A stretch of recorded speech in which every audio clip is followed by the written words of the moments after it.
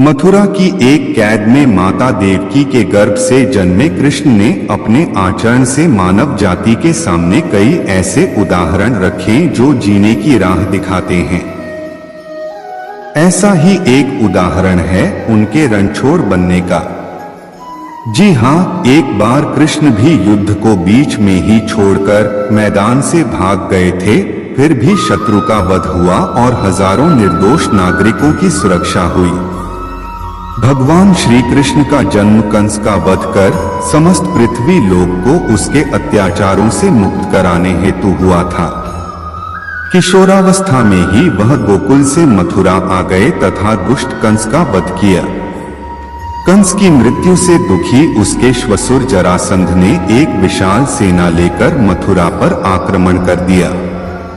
इस आक्रमण में उसके साथ शिशुपाल और काल्यवन जैसे शक्तिशाली राजा भी शामिल थे। जल्दी ही सेना मथुरा जा पहुंची और मथुरा की राजसभा में कृष्ण तथा बलराम को सेना को सौंपने का संदेश भेजा गया। इस युद्ध को टालने तथा मथुरा के निर्दोष नागरिकों को बचाने के लिए कृष्ण ने रातों रात वहां से सैकड़ों किलोमीटर दूर समुद्र में एक नई नगरी द्वारिका का निर्माण करवाया। अपनी माया से उन्होंने समस्त नागरिकों, उनके पशुओं तथा संपत्ति को नींद में ही नई नगरी में पहुंचा दिया। अगले दिन सूर्योदय के समय कृष्ण तथा बलराम जरासंध की सेना के सामने जा पहुंचे और उसे लड़ने के लिए चुनौती दी। जैसे ही जरासंध और दूसरे राजाओं ने कृष्ण को मारने के लिए शस्त्र उठाए, दोनों भाई भागने लगे। उन भाइयों के पीछे जरासंध तथा काल्यवन जैसे राजा भी भागने लगे।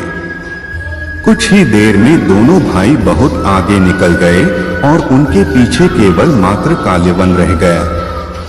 उसे देवताओं ने वरदान दिया था कि उसकी हत्या किसी अस्त्र या शस्त्र से नहीं होगी।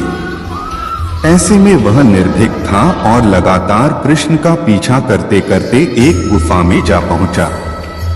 गुफा में राजा मुचुकुंद सो रहे थे, जिन्हें इंद्रदेव ने वरदान दिया था कि जो भी उन्हें उठाएगा वह उनके देखते ही जलकर भस्म हो जाएगा।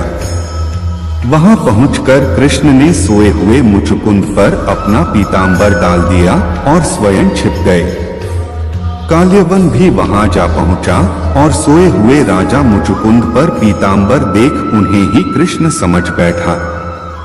उसने मुचुकुंद को उठाने के लिए लात मारी, जिसके कारण उनकी निद्रा खुल गई और उनके देखते ही काल्यवन वहीं पर जलकर भस्म हो गया। तत्पश्चात कृष्ण ने राजा मुचुकुंद को अपने चतुर्भुज स्वरूप में दर्शन दिए और उन्हें मोक्ष पाने का वरदान दिया। वहीं दूसरी ओर जरासंध और बाकी राजा पूरी तरह से खाली मथुरा देखकर वापस लौट गए।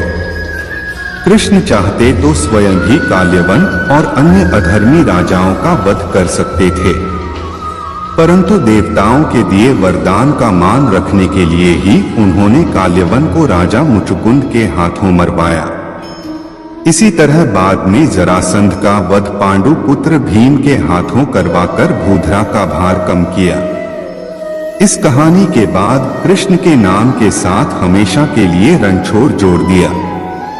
कृष्ण की इस कहानी से सीख मिलती है कि अनावश्यक ताकत का प्रदर्शन नहीं कर बुद्धिबल से काम लेना चाहिए। इस तरह हम अपनी शक्ति को खर्च होने से रोक सकते हैं और बड़े से बड़े संकट का भी सामना कर सकते हैं। दोस्तों, कैसी लगी ये वीडियो हमें कमेंट करके जरूर बताएं और हमारे चैनल को सब्सक्राइब करें। आपका धन्यवाद।